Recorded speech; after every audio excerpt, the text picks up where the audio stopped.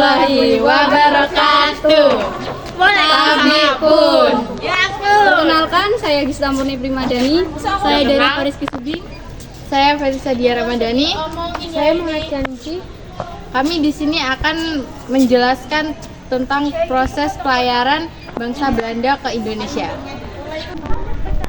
Willem Barents. Pada tahun 1594, Willem Barents memulai pelayaran mencari daerah timur atau tanah Hindia melalui jalur lain, yaitu ke kutub utara.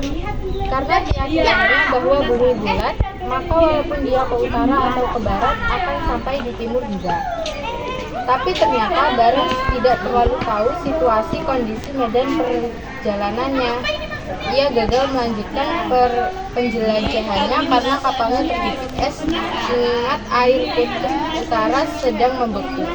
Barents terhenti di sebuah pulau yang disebut Novaya Zemlya. Ia berusaha kembali ke negeri tetapi ia meninggal di perjalanan. Jadi Willem Barents pertama dari Belanda. Dari Belanda dia menuju ke Novaya Zemlya. Namun dia tidak bisa kembali ke Belanda karena kapalnya terjepit dan dia meninggal di perjalanan. Pada tahun 1595, pelaut Belanda yang lain yakni Cornelis de Houtman dan Pieter de Keyser memulai pelayaran.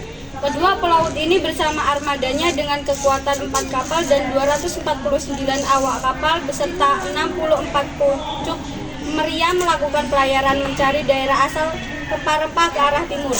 Mengambil jalur seperti yang ditempuh Portugis pada tahun 1596, Cornelis de Houtman bersama armadanya berhasil mencapai Kepulauan Nusantara.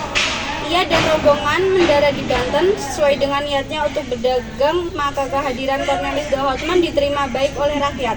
Waktu itu di Kerajaan Banten bertepatan dengan masa pemerintahan Sultan Abdul Mufakir Mahmud Abdul Qadir. Cornelis de Houtman dari Belanda menuju ke arah Tanjung Harapan, lalu ke India, lalu ke Selat Malaka, dan menuju lalu ke Banten. Tahun 1598, Van Heemskerck dan armadanya sampai di Nusantara kemudian mendarat di Banten. Heemskerck dan anggotanya bersikap hati-hati dan lebih bersahabat. Rakyat Banten pun kembali menerima kedatangan orang-orang Belanda. Belanda mulai melakukan aktivitas perdagangan. Kapal-kapal mereka mulai berlayar ke timur dan singgah di Tuban. Dari Tuban, pelayaran dilanjutkan ke timur menuju Maluku. Jadi, Van Heemskerck dari Belanda menuju Semenanjung Harapan, lalu ke Banten, dan yang terakhir ke Maluku. Pelayaran Abel J. Tasman mencapai perairan di sebelah tenggara Australia.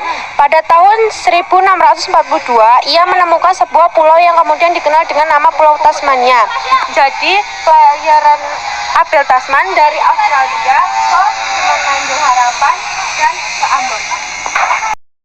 Jacob van Eyck merupakan pimpinan armada lanjutan Van Heemskerck.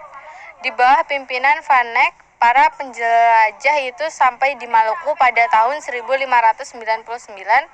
Kedatangan orang-orang Belanda itu juga diterima baik oleh rakyat Maluku. Kebetulan waktu itu Maluku sedang konflik dengan orang-orang Portugis. Pelayaran dan perdagangan orang-orang Belanda di Maluku ini mendapatkan keuntungan yang berlipat.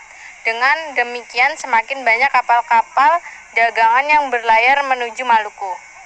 Jadi Jacob van Eyck pertama dari Banten pada tahun 1599 langsung menuju ke Maluku. Jan van Riebeeck berangkat dari Belanda pada 24 Desember 1651. Armada yang dipimpinnya terdiri dari beberapa kapal VOC. Armada berlayar ke selatan menyusuri pantai barat Afrika melewati Kepulauan Kanari dan Tanjung Verde. Ini adalah rute yang umum diambil oleh kapal. Kapal pada masa itu untuk memanfaatkan angin pasat dan arus laut. Armada terus menyusuri pantai barat Afrika menuju selatan hingga mencapai Tanjung Harapan. Perjalanan ini mencakup beberapa perhentian di sepanjang pantai barat Afrika untuk mengisi persediaan dan melakukan perbaikan jika diperlukan. Jan van Riebeeck dan armadanya tiba di Tanjung Harapan pada 6 April 1652. Di sini Jan van Riebeeck mendirikan koloni Caperton yang menjadi stasiun penyegaran penting bagi kapal-kapal VOC. Jadi Jan van Riebeeck dari Belanda menuju ke Semenanjung Harapan. Sekian presentasi dari kami. Jika ada salah kata mohon maaf dan ada kekurangan mohon maaf. Kami ucapkan wassalamualaikum warahmatullahi wabarakatuh dan terima kasih.